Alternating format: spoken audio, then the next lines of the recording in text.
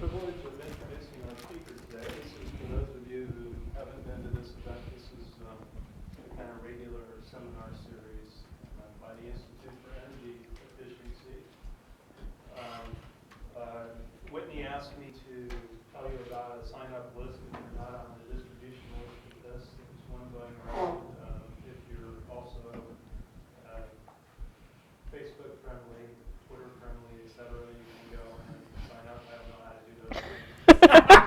Many people in this room are going to be doing this. I'm told that the Facebook community collectively is the third largest country after China and India in the world today.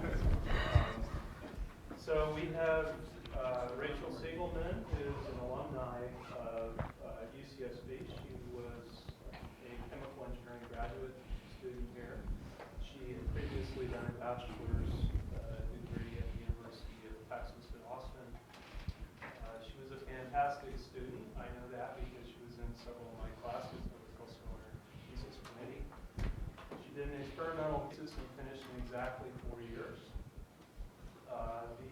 In the chemical engineering department, we also have a candidacy exam in the second year.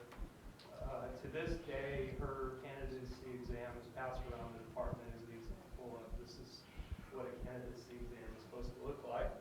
That's frightening. So then Rachel went and did a postdoc in France, right? Mm-hmm. And she has been at UC Berkeley since that time and has won all kinds of prizes and was recently tenured there. I'll read a few of these prizes. But, let's see, Intel Young Faculty Award, NSF Career Award, Stanley Young Faculty Award, 3M Untenured Faculty Award, Technology Reviews, Top 35 Innovators Under 35 Years Old, and it goes on and on and on. Presidential Early Career Award in Science and Engineering, Alfred P. Sloan Fellow. So, something of the order of a dozen awards in not so many years. You joined Berkeley in, what, 2006? No, 2004. So, welcome, Rachel. Thank you very much. This has been a really great day. Thanks for inviting me. I was telling someone a minute ago that despite the fact I was a graduate student here, I think I've had not a single meeting in a room or building that existed when I was here. So it's been a very different experience. So what I'm going to talk about are organic and nanocomposite thermoelectrics. This is work primarily done by Shannon Yi, who's a graduate student now. Jonathan Mallon is now on faculty at Carnegie Mellon, and Kevin See, who's at a startup company in Boston, as well as some collaborators, Jeffrey Urban at Molecular Foundry, and Arun Majumdar, who's now at ARPA-E. So Arun, who now is very much part of DOE, used to insist that we always think about things this way. And I like this analogy, which is that if you look at the global power capacity, we get 80% of it or so from fossil fuels. And while even in my research, we like to talk a lot about the renewable energies, they're actually a very, very small portion of what we actually use right now. So if you want to have much of an impact on this global power picture, the thing you need to do is to play with how we use fossil fuels, right? And speaking as a chemical engineer, the way we're taught to think about using fossil fuels is in heat engines, right? We burn a fossil fuel. We usually heat steam. We run it through some kind of heat engine, and we get power out. And we get some ambient temperature stream out, we hope. Now, what the second law of thermodynamics tells you is that we're going to have to obey Carnot's law. So we're only going to be able to convert 40% or so of that power into energy we can use. The rest will be lost as waste heat. If you think about it that way, we're going to create 25 terawatts of heat in order to be able to create that 10 terawatts we need out here. And we're going to lose 15 terawatts, usually in the form of a high temperature waste stream, at least 100 degrees above ambient. Right? And that's the big problem, is that you're actually throwing away a tremendous amount of heat this way. So the idea of thermoelectrics is, can I put in some small device out here that even garners a relatively small efficiency? It can have a tremendous impact given the tremendous scales that we're talking about in terms of power generation.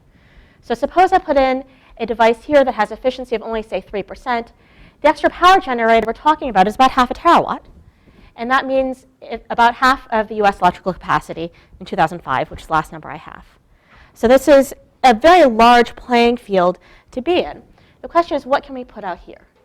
So I know there's a big thermoelectric effort here, so I'll do the introduction not terribly quickly. The idea of a thermoelectric is that you're going to have a material that has a relatively large thermopower. Thermopower is actually a misnomer. This is an intrinsic property of many materials, which is that if you put a temperature bias across them, you will get some voltage output, right? It's the Seebeck coefficient. And for the figure of merit of a thermoelectric, you want a relatively high Seebeck coefficient, a high thermopower. You also want to have a fairly high electrical conductivity. If you think of it this way, mostly because you don't want to have Joule heating, right? So you want a material that has simultaneously high thermopower, high electrical conductivity, and you want it to have a relatively low thermal conductivity. Think of it this way, just so you can maintain a temperature bias across your device, okay? Intuitively, you may know that these things don't really go together. There are very few materials that have a high electrical conductivity and low thermal conductivity, right? And the situation is actually worse than that, which is that, for some reason my animations aren't working here, that if you think of it just in a normal semiconductor as a function of carrier concentration, you can increase carrier concentration to get a higher electrical conductivity. As you increase carrier concentration, your thermopower drops. They're inversely proportional, which means that this numerator of this figure of merit, which is like your efficiency, tends to have a maximum in it, right?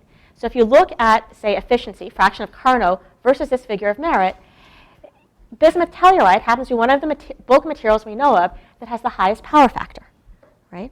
And therefore, it has a ZT of about 1, right? This red dot is the ZT that the Department of Energy tells us we need to have in order to use this instead of a heat engine in a car. Okay, so it's pretty far away from bismuth telluride. So I thought I'd do is first talk about why these guys are inversely related in bulk materials, and then talk about what we can play with to change that. So the way I like to think about this is in terms of a differential electrical conductivity. Okay? So this is a Landauer formalism for electrical conductivity. The parts I care about are this. This is the density of state, and this is the derivative of the Fermi distribution. Okay? So the Fermi distribution is this. It tells you where are your carriers, and it's a step function centered around your Fermi distribution. You take the Fermi level, sorry. You take the derivative of that, you get a peak like this, centered on your Fermi level. And you're going to multiply that by the density of states, which looks like this. Okay? What that gives you is a peak. The area under this peak is your electrical conductivity. So the bigger the peak, the higher electrical conductivity. And you notice a little bit off-center from your Fermi level. Okay? So that all makes sense. Sorry. The reason I went through that whole derivation is that the thermopower is related to that version of electrical conductivity. So we're going to take that peak I just showed you. We're going to multiply it by E minus EF, which is just a line. And we're going to get this two-humped species here. Right? One's positive, one's negative. The sum of these two gives you your thermopower. So what this is basically telling you is that you wanted this electrical conductivity to be as off-center as possible. That asymmetry in the density of states is what gives you a relatively high thermopower. Okay? So if you look at a variety of materials, this is a metal. It has a high electrical conductivity, pretty well centered on your Fermi level. So it has a low thermopower. I make a degenerate semiconductor. I end up with a little bit more asymmetry and a commensurately lower conductivity. N-type semiconductor and insulators have very high thermopowers, very low electrical conductivities. So what this is basically telling you is that S increases this way and sigma increases this way, and it's hard to optimize these. This actually applies for pretty much any bulk material system we know of, including as a function of doping in bulk conjugated polymers. There's a nice review from the late 90s. All of these, I should preface this by saying, this is slightly older work, so a lot of conductivities you'll see here are not the best in class, but it's showing you that the trends are the same regardless of your bulk system. Okay? So the real question here becomes, well, how do I optimize this guy if that seems to be an inherent material property? And there's a good reason for doing this. These are some pictures of devices. One of the really nice things about any of these devices is that they're solid state. So there are no moving parts, and they tend to have very high reliability. So where you see them right now is in, say, satellites, where you don't really want to have replaceable parts, in very expensive cars as heaters in the seats, and in very expensive refrigerators where you don't want to hear the compressor. Okay? It'd be nice to be able to make these out of different materials. It'd be nice to make them efficient enough for wider spread use. So there's been a major breakthrough about 1998 in terms of these materials. The idea here is I can make a metal semiconductor heterostructure. Okay? One idea for doing this would be that you take your metal's density of states, you insert the band gap of your semiconductor, And you basically do a little bit of energy filtering, and you create an artificial asymmetry in your electrical conductivity. Okay? And that, if you do this correctly, that can give you a higher thermopower, and maybe you won't take much of a hit to your electrical conductivity overall. So that increases what we call the power factor, which is the numerator in your figure of merit. The other thing that you might be able to do is to scatter phonons at the interfaces. In fact, this is likely to happen. As you scatter phonons, then you'll drop your thermal conductivity. Okay, so the interfaces play two roles. This is the whole idea coming in the late 90s that if you provide nanostructure to your materials, you can affect the thermoelectric figure of merit a lot, which is an interesting look at history. These are the materials I told you about at first, bismuth telluride and various alloys in the 50s and 60s. They're already seeing ZTs of about 1. There's actually not much improvement until that paper was 1998. And this coincides with an ability to nanostructure materials. Right? So it's a simultaneous invention and an idea. So these are bismuth telluride and antimony telluride superlattices. These are dot structures. It turns out that while most of these were published as energy filtering and that improvement to power factor, it turns out that almost all of this is due to effects of thermal conductivity. It's all phonon scattering, a relatively limited demonstration of an ability to affect electrical properties by nanostructuring. But it's showing that you can have a tremendous impact on ZT by doing this kind of nanostructuring. The problem here from a polymer person's perspective is that now you've taken a fairly expensive, very hard to process material like bismuth telluride, and in all of these cases you're doing things like MBE and MOCVD to them and making them even harder to process. Turns out you can also ball mill them, which is also not simple. So these are all ways of taking expensive material and making it even harder to work with. So when I got into this, a lot of our idea was that we could make similar kinds of interfaces using solution processible organics. The idea here was partially scalable manufacturing and cheap flexible devices, just like the motivation for organic light emitting diodes and organic photovoltaics I'm sure you've seen a lot of.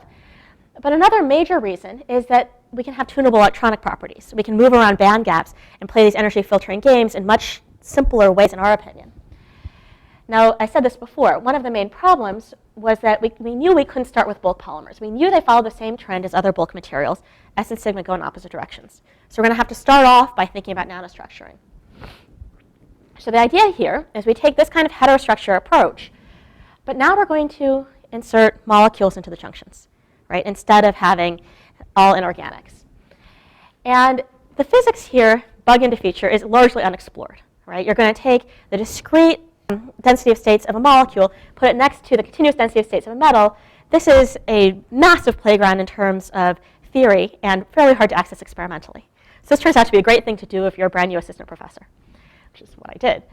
So the idea here is that we're going to take a metal, we're going to put in a molecule, and we're going to hope that this, since this has a very, very asymmetric density of states, it's going to give us some interesting property. And we're maybe going to be able to talk about be able to comment on some of the predictions of these junction properties that were already the subject of fairly intense research in terms of density functional field theory. So what all of the DFT community have been doing is trying to understand what happens to the band gap of a molecule when you put it right next to an inorganic, like a metal. Right? So this was important for any kind of device where you have an electrode with an organic active layer. And the idea here is that you have the homoluma of your molecule, and those get spread out right next to that interface. And the shape of that spread and the alignment of that spread with the Fermi level of your metal was relatively unknown. So this is one of the predictions of, this is a transmission function, which is essentially a probability of transport. Okay? If you want to think about it as thermopower, thermopower is also just a transport property of these organic-inorganic junctions. So if you think of a thermal current, the thermal current is basically just the difference in the Fermi distributions in your hot and cold electrodes, right, which looks like this, using the same kinds of cartoons I was showing you earlier. We're going to multiply that by the transmission function I just showed you, right? That looks like this, centered all on the Fermi level. And you'll get a peak like this, where the sum of these two tells you how much thermal current goes through. If you do this much more carefully than I just showed you, what you find is that the thermal power of your junction is related to the derivative of the transmission function, the slope of the transmission function at the Fermi level. So what I'm hinting at is that this is going to tell you a lot about where is your Fermi level relative to the transmission function. Okay? So again, what I was showing you just a minute ago is this thermal current. if you look at the literature before we started playing with this too much, a lot of people were measuring conductance across gold molecule gold junctions, right? And the first thing that most people measured was conductance. Conductance has a lot of problems with it, including the fact that it fluctuates a lot. So there's a lot of noise in the data. And also, if you measure conductance, it could actually tell you that you're having hole transport or electron transport, meaning transport through the HOMO or the LUMO, and you don't actually know which one. And this was actually a subject of significant debate. Is a simple molecule hole or electron conducting? The thermopower measurement is actually fairly powerful just in that this slope is unique, right? So by thermopower measurement alone, I can tell you whether we have holes or electrons based on its sign, and I can tell you where is the Fermi level relative to the HOMO. So this was all a prediction coming from Supriyo Datta at Purdue, and our first task was really to understand how can we implement this as a measurement. Okay? So we started by measuring conductance. We were borrowing a technique from Nanjing Tao's group at Arizona State, and they did it in what's called a scanning tunneling microscopy break junction. So it's basically just a misuse of an STM. You take a gold STM tip and a gold substrate, and you crush your gold tip into the substrate deliberately, okay? And then you pull it out. And as you pull it out, you're basically cold drawing a gold fiber off the surface, okay? And by measuring conductance, you can watch this wire thin. At some point, it breaks, and a molecule can be absorbed right at that interface, and you can measure it while still withdrawing. And then at some point, that junction breaks too. You're not measuring nothing. And the really big power of this technique is you can go back and do it again. So you can do this thousands of times in a row. And this is important because when you're measuring molecules, you expect to have fluctuations. You expect to have variations. And this allows you to gather very large statistics. Okay? So what does this look like? This is conductance of just gold. And as the gold thins, you can watch its conductance drop down stepwise. Conductance is quantized. If you histogram the results, the histogram peaks are at that maximum conductance through an energy level, G naught, which is 2e squared over h. It's exactly what you would expect. So it's actually kind of a neat Physics 101 experiment measuring the quantum of conductance.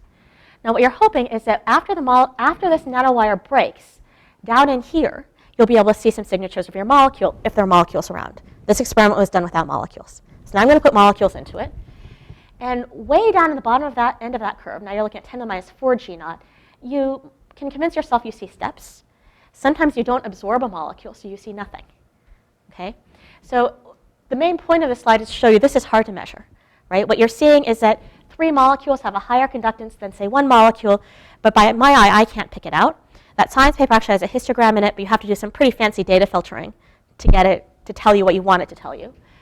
My group developed some expertise at doing this, in that what we realized is that the last step is actually the most stable conformation of the molecule and 1 molecule in junction. So if you just look at that step, you can pull out something that reasonably tells you about the resistance, in this case, of an alkane dithiol that correlates with any other measurement. Okay, so you can do that without filtering. But this is a hard measurement to do for a lot of reasons. Okay? But you can use that measurement to look at a variety of different molecules. You can compare aromatics to alkanes. You can look at the effect of electron withdrawing groups and electron donating groups. And you can convince yourself of a lot of things. For instance, that resistance scales exponentially with length, right? Which is kind of what you'd expect. These are tunneling junctions. So therefore, the longer the junction gets, the more resistive it is. And that correlation factor is actually a molecular property. And alkanes become much more resistant than aromatics, right? But that's about as far as we were able to push this experiment, because it, again, doesn't tell you what carrier type you're looking at. And it's very hard to even comment on the effect of electron withdrawing groups, electron donating groups, because all the numbers are fairly close together, and there's a lot of noise. Okay? So that's really where we went back to looking at thermopower, because thermopower, as I said, is very sensitive to slope and gives us a lot of insight. So what we had to do is adapt that STM technique to looking at these kinds of single molecules. So we're actually at an advantage here. The STM tip is gold, which is very thermally conductive, and it's shaped like a thermal fin, and it's attached to a very large thermal mass. So even if we wanted to, we couldn't make it anything but ambient. The substrate is large, and we can control the temperature fairly nicely. So we create a temperature bias by keeping this at ambient and controlling this temperature. Okay? And we absorb a molecule in between. What we do is we bring down the tip with a current amplifier on until we sense a current that tells us there are molecules in the junction. Then we turn off the current amplifier, turn on the voltage amplifier, and measure the thermoelectric voltage across that junction. Okay? And this is some data. I get it to show up. This is no molecule around. So we bring it down, we make a gold-gold contact, we bring it up. Gold is a great electrical conductor. It has 0 thermopower roughly. So we see pretty much nothing. Okay. This is with benzene dithiol in the junction. We sense the molecules there. We start measuring thermoelectric voltage. We measure negative 200 microvolts per Kelvin. The junction breaks, and it goes back to 0 again. Okay. Now we can do this for a number of different temperatures. This is 0, 10, 20, 30. So you're seeing that it is temperature dependent, which is what you wanted. Okay. And I'm showing you that at 0, at 0 bias, it goes back to 0, which is what you want to see. Okay. So now I'm showing you the measurement can work. Now there's one more complication here, which is similar to the conductance measurements, which is that you notice these guys are fluctuating around a bit, and also that every time we approach, we may see something slightly different. These are still molecular junction experiments, so we have to get good statistics. So what we do is we actually repeat that approach thousands of times at different temperature biases. That's what each of these histograms are. They're about 2,000 counts each. And this is low temperature, this is high temperature. Okay? So now what we do is we plot that voltage at its peak versus delta T, and the slope of this line is your thermopower. Okay? The error bars here are the full with half max of each of those distributions. Okay? So the first thing you see is that the thermopower of those junctions is 7 microvolts per Kelvin. Right? So that's interesting. That's telling you that at that interface, I can generate a thermopower, which is already kind of a nice comment on what happens at interfaces. The other interesting thing is that I can take that measure of thermopower and say, can I look at this through the lens of that transmission function and use it to comment on the electronic structure of my interface and whether or not the theory works. Okay. So this is a transmission function. This is a very simple one from Superhero Data's group for benzene dithiol. You take the derivative of it, you can generate a prediction for a thermopower curve. This is the value we measure, right? 7.2 microvolts per Kelvin. Sorry, that should be a micro. And it crosses the thermopower curve right here. So what that's trying to tell you is that the Fermi level is a 1.2 EV offset from the HOMO. Okay, so it's trying to tell us, hey, here's a 2-point probe way of finding out where's your Fermi level, right? Which is neat. The other thing you can do is you can use this to double check yourself. If this is all true, then conductance should be the value where the transmission function hits the Fermi level, right? Which is 0.01 G naught, which is exactly what everyone measured. So we have an internally consistent way of placing the Fermi level using a thermopower measurement for a molecule. Okay, so it's kind of a fun experiment. So this was our first goal, trying to understand if we could probe molecules this way. And then something else kind of jumped out from the data at us, which was that you notice these distributions are all broadening as you increase temperature, right? Which you might intuitively say, okay, it should do that. The problem we were having is that while this says 1 Kelvin, it's not actually at 1 Kelvin. It's a temperature bias of 1 Kelvin. The average temperature is 300 degrees Kelvin. And if it's broadening this much between 300 and 330, then something very strange is going on, right? So we wanted to go back, and particularly in light of the fact that conductance measurements were so messy, really understand what was going on behind the experiment. So the first thing we realized is that one of the reasons a conductance experiment is so hard to do is that you have to deconvolute how many molecules are in the junction. And that's because the conductance of n molecules is n times the conductance of one molecule. So whenever you look at your conductance curves, you have to guess how many molecules are in my junction. One of the neat things about the thermopower measurement is that the number of molecules cancels, right? So the thermopower of n molecules looks like the thermopower of 1, right? So as it turns out, our measurements are much easier to do. In fact, I can prove that to myself experimentally because I can bring the tip down such that I know that there are different numbers of molecules in the junction and compare the thermopowers. So this is 1 molecule, 10 molecules, 100 molecules. They all have the same thermopower. So I know for one thing that I'm not probing number of molecules. I'm taking actually average measurements across numbers of junctions.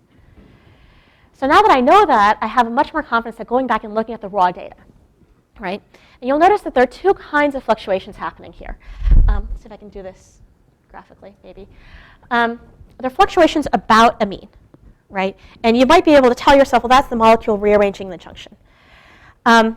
It probably is, but that's one thing to be really careful about because those kinds of revolutions and rearrangements of molecules happen on kind of pico-femtosecond scales. There's no way that our electronics can see that. We might be seeing a very bandwidth-filtered version of it, but we're not going to comment on that.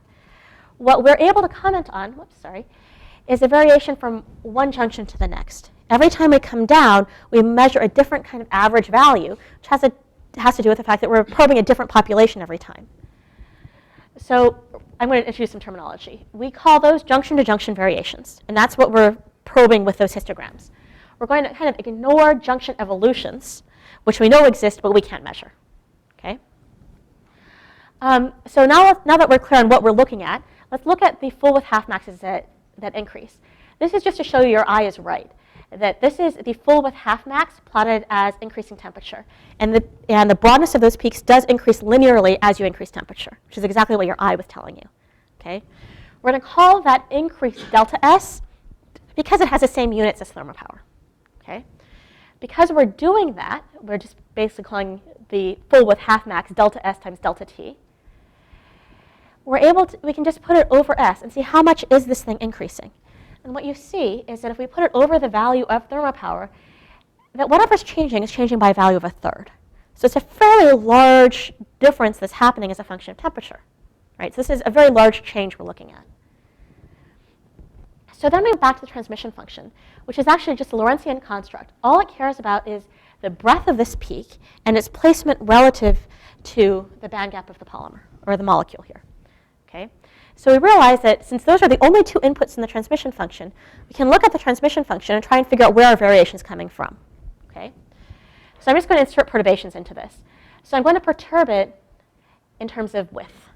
Right? And you can imagine that if conductance is just the value at this line, perturbations in the width cause dramatic increases and decreases in conductance, which may be one of the reasons that conductivity is so hard to measure. It has pretty much no effect on thermopower. Right? So we're insensitive to this change in broadness. But if you insert changes in where is the band gap of the molecule relative to the metal, that has a very large effect on thermopower. Right? So what we're able to say from this is that because the delta S is changing by a third relative to S, then what that means is that this peak relative to the Fermi level is moving by about a third.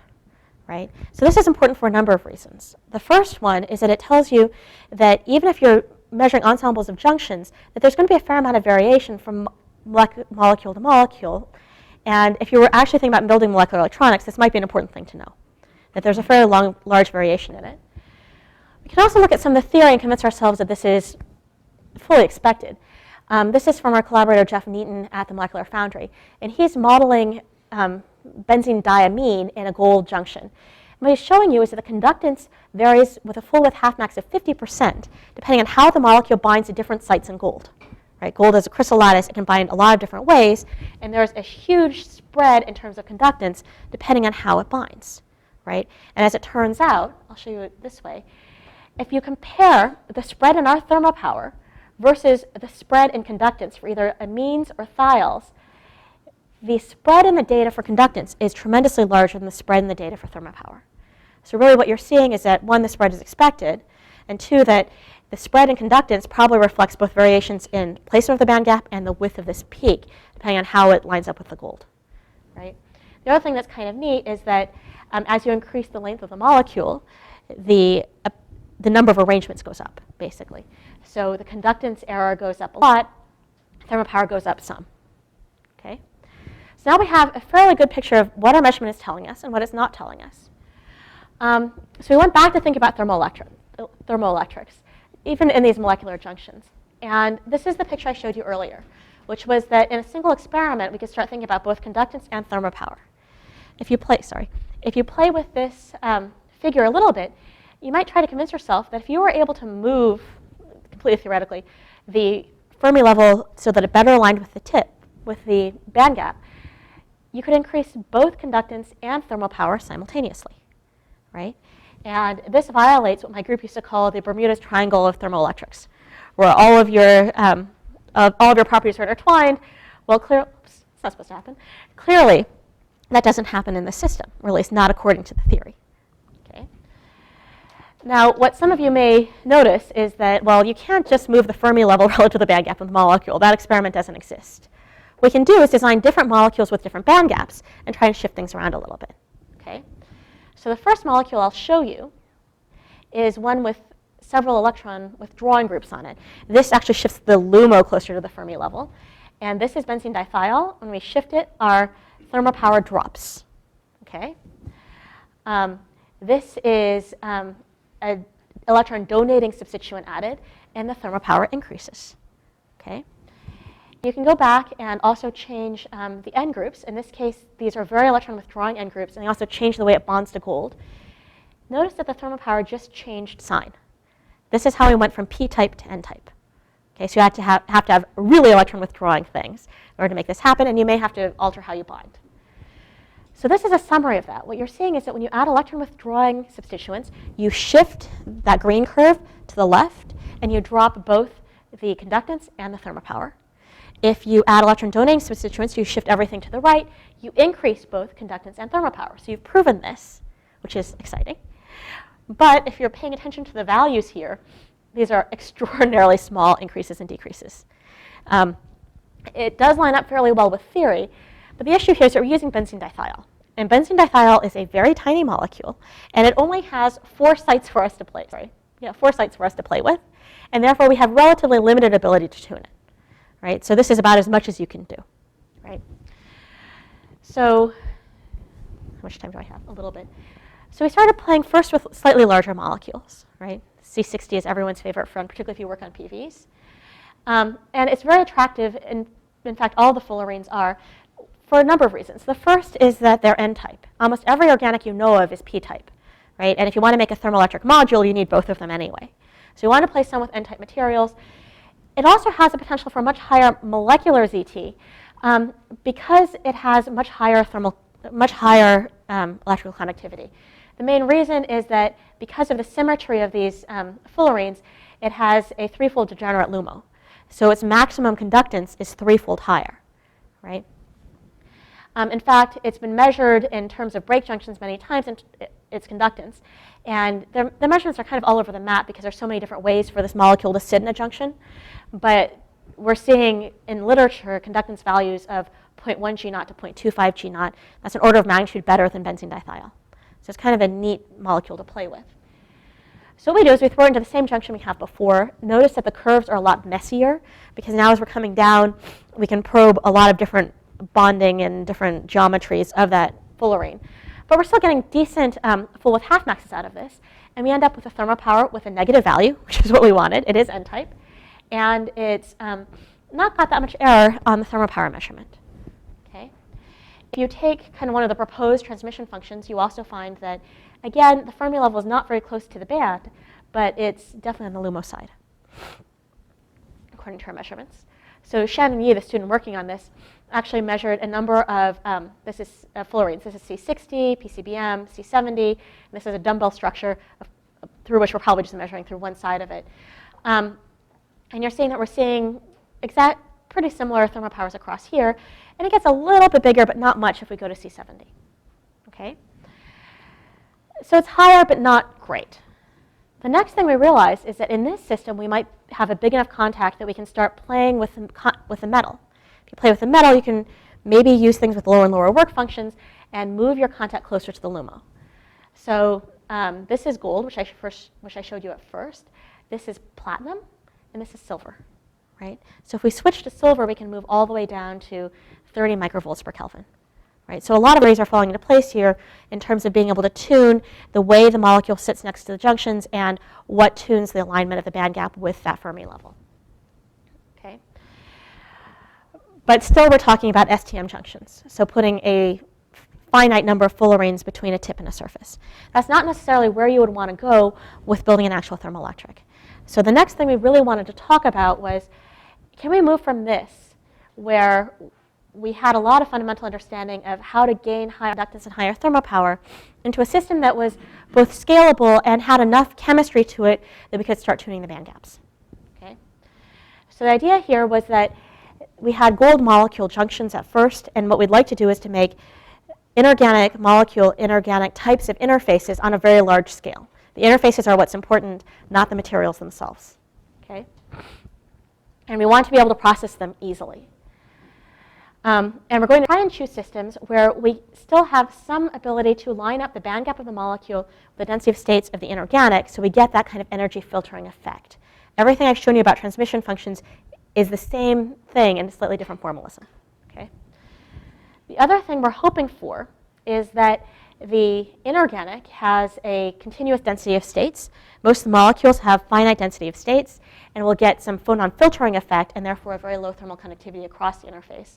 Some of you might like to have an argument with me because molecules have very low thermal conductivity to begin with.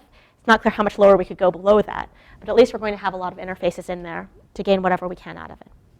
Okay, so this is our strategy. Take our junctions and make them into some kind of scalable solution processible material.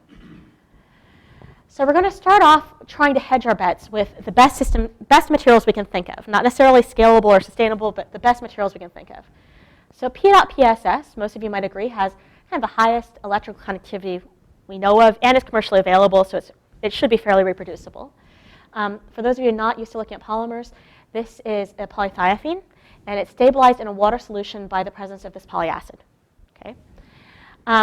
It should have very high electrical conductivity, and it should have a very low thermal conductivity because in the end it's still a polymer. We're going to combine that with an inorganic, and I'm going to play a nasty trick on you here. We're going to choose our inorganic so it has a very high thermopower, right? So we're choosing tellurium, which we know has a high thermopower on the order of 500 microvolts per Kelvin in bulk, and we're going to ignore the fact that it has an extremely low electrical conductivity and the fact that it has an extremely high thermal conductivity. It has everything else you wouldn't want. The reason this is a nasty trick is in everything I've shown you so far, the inorganic is your metal and the polymer is your insulator. I've now reversed it just for my own ease. What I'm going to try to do is to coat all the tellurium rods with polymer and then cast them onto surfaces. I'm going to try and do that assembly of the organic and inorganic in solution and then make the film afterwards. We chose these two materials with something else in mind, which is, first of all, they're both p-type. That's important if you want to have this energy scattering. This I'm pointing out to you in particular because there's a body of other work out there where you try to take something like a nanotube and disperse it in a polymer. That's all to gain control over thermal conductivity, not to try and align energy levels. Here we're choosing the tellurium because its work function lines up fairly well with the polymer, okay? At least in bulk, not necessarily in thin film, but that's the idea. So we're really hoping we're going to end up out here if you look at a transmission function, where tellurium and polymer are fairly well lined up. Okay, so now we need to make these tellurium rods. How many people have done gold citric acid nanoparticle synthesis? A couple of people. I had to do this when I was a student here. It's dead easy. You take citric acid, you throw in a gold salt in a beaker and with a stir bar, and it really nicely forms because of colloidal routes with the surfactant, very nice monodispersed nanoparticles. Turns out if you put in a structure directing agent, this is a charged surfactant like C-tab, you end up with rods because it basically passivates one crystalline direction and the other one grows, you get a rod. The reason I tell you all of this is that it turns out tellurium grows the same way. So it's a well-defined synthesis, and now we're just going to use tellurium instead. And in fact, it's actually easier, because tellurium likes to make rods. One crystal facet actually grows faster anyway. So you end up with these really beautiful monodispersed with rods that are very, very long. Okay? My postdoc, Kevin C., who was working on this, took one look at this. This is actually his TEM, although he took the synthesis from a paper. He looked at this and said, that was too easy, right? And without talking to me, because I probably wouldn't have suggested he do this, he said, well, all C-tab is a charged surfactant. What if I just use a different one, right? And P.PSS has that polyacid in it, which is a charged surfactant. What if I just throw that into my synthetic reaction instead, right? So to someone who does polymer synthesis, this is like disaster waiting to happen. Throw in one charged thing instead of another, it should work. And because I clearly don't know a whole lot about how these work, it does work. These are rods, they're not as long, but they're all monodispersed, they're all the same length, right? So it turns out P.PSS is a pretty decent surfactant for this material. And if you zoom in, I'm not sure if you can see this, projector's not working to the grid, like, you can see the crystal lattice of tellurium, single crystalline tellurium along the rod. Can you see the packing? And this fuzzy gray stuff on the outside is the polymer, right? So what comes out of your solution is exactly what you wanted, which is a tellurium rod coated with a 2 or 3 nanometer thick layer of polymer, okay? And because of this trick we played, we don't have any other surfactant floating around in it. So it's very nice. So the idea here is that in a single water solution, we've thrown in our tellurium salt and our polymer, some acid and some heat, we get these polymer-coated rods, okay? And then now this is all suspended in water, we ought to be able just to drop it onto a surface. Surface tension helps you, makes the film nice and smooth, water evaporates, and you get a nice film you can play with, right? So this is a picture of the film. This is Dropcast. So I'm showing it to you because it has a nice mirror-like finish, telling you it's pretty smooth. It's not a Swiss spin coating. It's a long debate about why we chose a drop coat instead. But it looks great to the eye. These are the gold contacts that we put on top of it. If you zoom in, you see that these are the rods. It's forming a nice mat. It is nanoporous. This is a side view of it. The pores are on the order of tens of nanometers, so they're much smaller than the contact. So it's still really easy to get good electrical measurements out of this. It's not a contact problem. And you zoom in even further, and you see that the films are porous, but they're very nicely connected, and that all of these rods lay down on top of each other, and the polymer's kind of squishy when they go down, so they make really nice contacts from one to the next. Okay? So we can take, and this is kind of where we're just insanely lucky. We can now take this mat of rods and put on gold contacts and measure open circuit voltage across the temperature bias, which is how you measure thermopower. Sorry, this is just EDAX to show you that we've got sulfur on the outside. Okay, so this is a 4-point probe van der Pol experiment. And the first thing you'll see, this is the open circuit voltage versus delta T, is that we do have a thermopower. It's positive, it's P-type, 200 microvolts per Kelvin. This is 2 orders of magnitude higher than benzene dithiol, so this is huge. We're getting some of our goals accomplished. The other thing is we can do this over and over and over again over the period of weeks. No hysteresis, right? If you're used to looking at polymers, this is a little unusual. You expect polymers to degrade over time. P.PSS is pretty good. It also turns out that we do a pretty good job of passivating the tellurium surface, so the tellurium isn't oxidizing in the process. So this is a fairly stable material. So I keep walking in front of the screen and people keep turning around me. So these are results that we really cared about. This is the hybrid, which is that nanocomposite film. This is a comparison to P.PSS, and then tellurium wires are just cast on the surface. The first thing you see is that the hybrid's electrical conductivity is actually much higher than either of the two components, which was a little surprising. It turns out that we're still within normal range for P.PSS. I don't know how much anyone here has worked with P.PSS. P.PSS is a funny material. When you cast it, it tends to have very low electrical conductivity. You can play some little subtle tricks on it by exposing it to solvent, doing various funny things to it. What happens is you rearrange the chains, right? And the chain shape has a lot, and the alignment of chains with each other has a lot to do with electrical conductivity.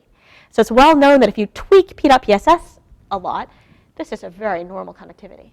So what's largely happened is in the synthesis, the P.PSS ends up wrapped around the tellurium, and that turns out to be a better conformation for it. The thermopower is somewhere between the polymer and the wire, right? That's actually important because if you were to look at this, you might say, well, the polymer's electrical conductance is so much higher than the tellurium's, all of the charge is just going through the polymer. It's just a percolation thing, tellurium's just a space holder. If that were true, we would measure the thermopower of the polymer. But because we're measuring a thermopower in between, that means that there's some interfacial behavior here. Okay. That means that the power factor of the composite is much higher than either of the two components. The thermal conductance of the composite is fairly near the polymer, which is probably expected. But the sum total of all of this means that the ZT of the composite is 4 orders of magnitude better than the polymer and 3 orders of magnitude better than the tellurium. Right? So by making the composite, you can have a tremendous effect on the way the composite behaves. Okay? I hate to say this, but I was forced to, on review of my paper, state this in the paper. This is the highest reported ZT for a polymer or an aqueous process nanocomposite. Right? Not hard if you're comparing it to something that's 10 to the minus 5. Okay, so the next question here is transport occurring through the polymer alone, i.e., is it percolation? I tried to convince you a minute ago that it couldn't possibly be if we're measuring a thermopower somewhere in between. The other way to look at that is to look at a general effective medium model. This is basically just a percolation model that one would use if you're using, say, if you're trying to sprinkle in a little bit of polymer in an insulating matrix or put in a filler. If this were true, you would see a monotonic behavior in terms of conductivity as you put in more and more of the conducting species. The fact that we go through a maximum is interesting. That's really telling you that something fundamental about the polymer is changing as we add tellurium. And we've probably not even hit the max. The max is probably in here. Okay? And so this is kind of the piece trying to hint to us that there's something interesting happening in the polymer behavior. I'm starting to lose audience. I'm going to speed up a little bit. The other thing we can do is we can measure thermopower as a function of the same. And you see that thermopower does go up roughly monotonically.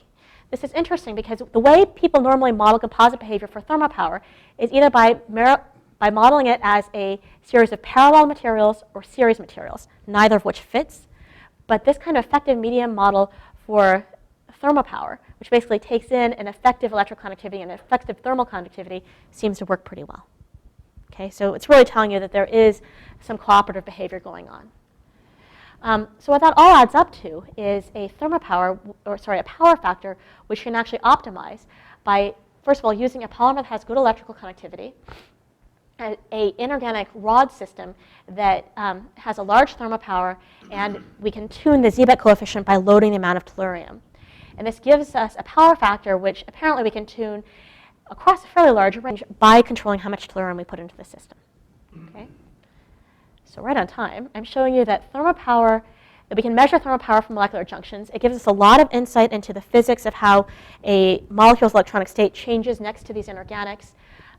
We've seen ZTs as high as 0.2 for this nanocomposite processed from water. This is a novel platform, in our opinion, for thermoelectrics in that it's solution processable in potentially large area. Right? So at the beginning, I showed you a lot of applications that had to do with heat engines, i.e. Turbines. The first application that the DOE cares about is cars. Those are all applications that were really developed when the idea was that you had a small in terms of size and expensive in terms of material content device. Right? A lot of those applications need to be rethought because the materials we're talking about are what my colleagues call low expense, moderate efficiency devices, where the first application is probably not cars. Cars were chosen because they can tolerate a $1,000 module inside. This might be a slightly different application space that we need to spend more time thinking about. Okay, so acknowledgements. This is largely funded by a program at Lawrence Berkeley Labs where I'm joint appointed on thermoelectrics. A lot of this was done in collaboration with Arun Majumdar, particularly the single molecule measurements, before he left to become director of ARPA-E. And many of the measurements were done by Kevin C. here and John Mallon and Shannon Yi. Thank you very much.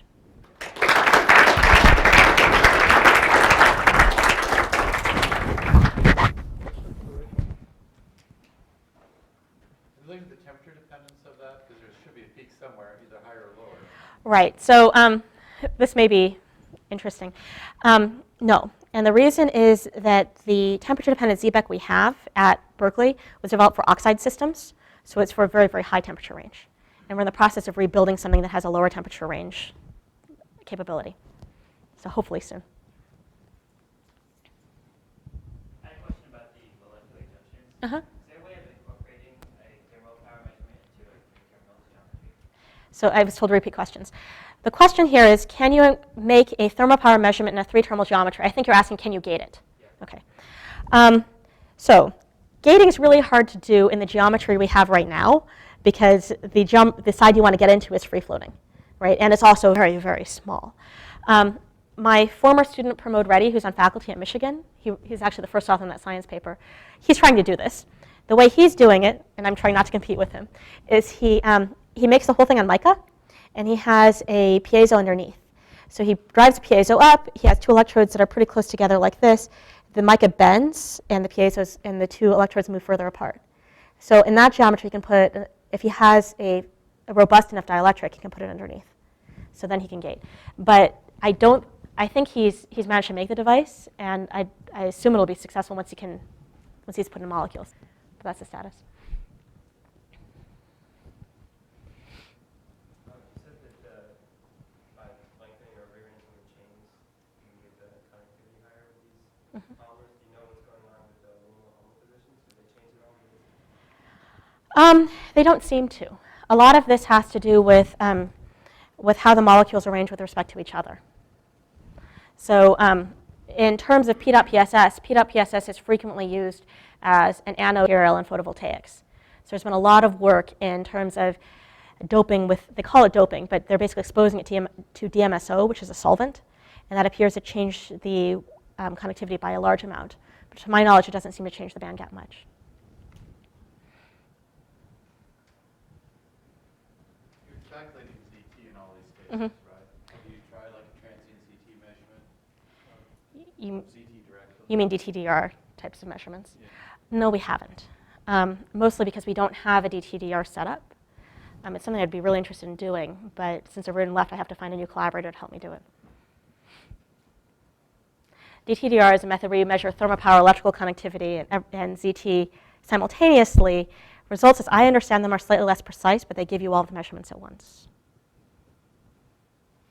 Rachel, in these nanocomposites, what's the ultimate geometry? I mean, you've got rod-like fillers, Right. and this percolating matrix of the connecting polymer. Right. Are discs better versus rods, or? So that's what Shannon and Nelson Coates, who was a graduate student here are supposed to be doing starting this month. Tellurium cannot easily be made into different shapes. As I said, one crystal facet likes to grow faster, so it naturally makes rods. So we're going to move on to a different material system, in this case probably lead selenide, where the shape factor can be controlled much more precisely, and try to play this game of how much does quantum confinement, how much does shape affect the overall properties. Have you measured the thickness of your film? Of our what? The film. Yeah, in fact, all of those measurements come because we know the thickness. So for the most part, we were using 3 omega techniques to measure thermal conductivity. And in 3 omega, you tend to need fairly thick films. So all of the ZT measurements I showed you were done where we made a film, we measured electrical, thermopower, and then thermal conductivity on the same sample, and did this something like 50 times to get the error bars. And so all of those films were 10 to 50 microns thick. And in every case, we measure it. We've measured electrical and thermal power on thinner films, and it seems to be fairly consistent. But in order to do 3 omega, we have to make thicker films. So everything you've seen was for the thicker films. And how it depends on the number of tellurium rods? Do you have any idea? Well, so this is the fraction. This is the volume fraction of tellurium, right? So what I've shown you so far is that there is some maximum that is a function of tellurium, right? And that's because thermopower goes up monotonically. So we're all about trying to maximize electrical conductivity. That's the power factor. As many people probably know, thermal conductivity is a lot harder to measure. So what I haven't shown you is a ZT plot just because it's much slower to measure thermal conductivity in every one of these materials. And we're still in process of doing that. Yes? All of the molecules that you've looked at are symmetric across the junction. Do you Right. expect to see anything different if you make them asymmetric? So the question is, what happens if you make an asymmetric molecule? We've avoided doing that so far because you have a head up or head down problem. And since we're measuring deliberately across numbers of junctions, I've been really afraid of doing this because I'm afraid we'll just end up with a smear. In fact, I would hope that you would end up with them canceling in a smear. Although Shannon Yi has actually been playing a little bit with molecular rectifiers in a similar setup. And there you do actually see a decent rectification ratio. Do you see a degradation of the performance with high temperatures with your polymer fluorine nanoparticles? So we haven't, as I said, we don't have a setup for measuring thermopower as a function of temperature, although we've played a little bit with electrical conductivity because for whatever reason we had that available. The short answer to your question is on TGA and everything else we've looked at, everything seems to be okay until, surprisingly, 300 degrees C, 350 degrees C. And then usually the first thing that happens is tellurium starts to sublime, right? So I would, yeah, it's not the polymers of the tellurium. And tellurium, if you don't know, is somewhat toxic. So I would say the use temperature range, you can probably go below room temperature pretty easily, but your maximum use temperature is probably about 300 degrees C. Some of that can be fixed by moving to a non-tellurium inorganic, which we're working on. But as Ed Kramer will probably tell you, pretty soon afterwards the polymer will start to degrade. So probably the maximum use temperature for these anyway is about 300. If you look at bismuth telluride, the ZT that's always reported for it kind of drops off at 302. So this is not an unusual temperature range, but it does suggest some applications that are not turbines. Any other questions? No. If not, thank you, Rachel. It's great.